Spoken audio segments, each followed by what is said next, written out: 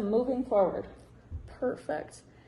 So further into the policy development, there was a quick start guide that I read that had very important parts of the process. Why are those processes important?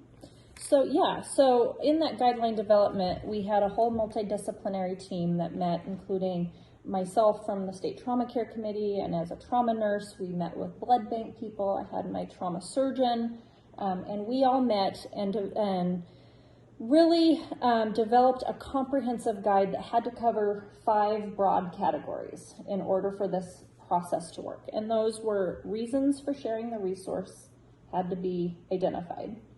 Availability of the blood had to be there. Proper packaging of the blood. Paperwork for the transfer, and then resupply and billing procedures.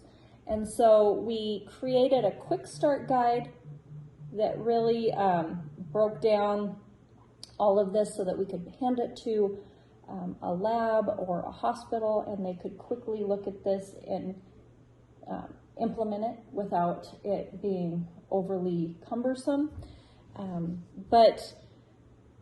And then we developed information further into that. So do you want me to talk further into each of those categories, or? I feel like that's a good enough overview. Okay. So the Peregrine Award, you were recently recognized and gave a huge talk on it during May 15th, 2024? Yep, just last week. So very recently. And this happens in Atlanta, Georgia. So I just happened to be in Atlanta, but yes, it was a virtual presentation and award ceremony, and so it went out across the whole country, and you mentioned internationally as well. So what really is the Peregrine Award? Because you won this award based on, you won it for the 2024 Peregrine Award for Trauma Innovation, level 3, 4, and 5 for Trauma Centers category. Yeah, so the Peregrine Award is put on and hosted by the Peregrine Foundation, and they really like to support innovative ideas within trauma that improve trauma. And we are actually also not only the 2024 winners, but we are the first winners that came from a system perspective and not an individual hospital. So because we're a rural state, they gave us the award for the smaller level centers, even though this actually does affect even our higher level centers. This affects our entire system from levels 1 all the way down to level 5. But it was pretty neat to be and honored to be recognized on a national level for the hard work that we've done in a state that is so rural and frontier. And so it's an immense honor. So, you know, it was just for the state of Montana that won this award, but people from Spain, Estonia, Korea, New Zealand, and a bunch of doctors, directors, and just hospital staff all over were watching your interview and watching your presentation on this new system. How can that help? How can this help worldwide in other rural countries or other rural states? Yeah, obviously Montana, you know, we're unique because we're very rural, but we're not the only rural state, and we're obviously not the only rural, you know, our only country that has rural pockets within our country.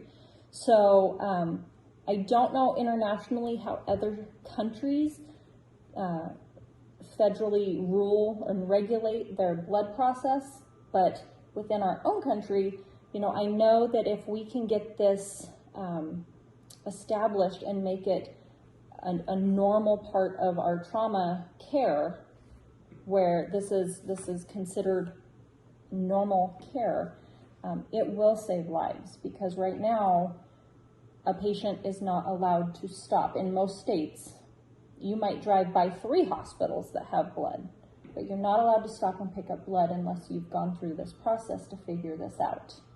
So, you know, we encourage, I've been contacted already by multiple other states, Idaho, Wyoming, North Dakota, other rural states, asking how do we get this process started in our state. So I do think that we are leading the way, but I think it's going to become a normal part of care.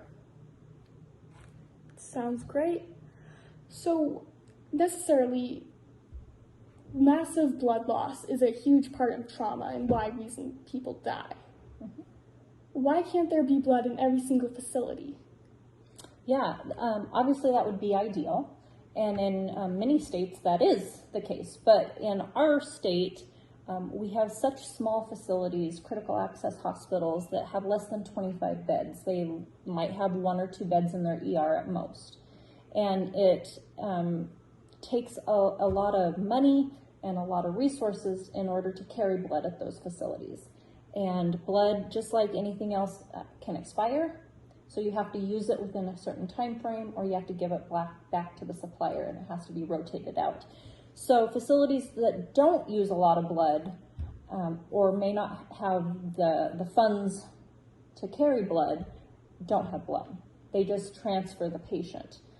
And again, in an ideal situation, they could fly, but we know that that's not always the case, and so we have to ground transport patients, and sometimes that's 5 to 6 hours to the larger facility. And if you need blood in those 5 to 6 hours, that can be a scary situation to be in. We would love for all of our hospitals to have blood, but it's not the case, and I don't think it's going to be the case. We're in a massive blood shortage across the whole country.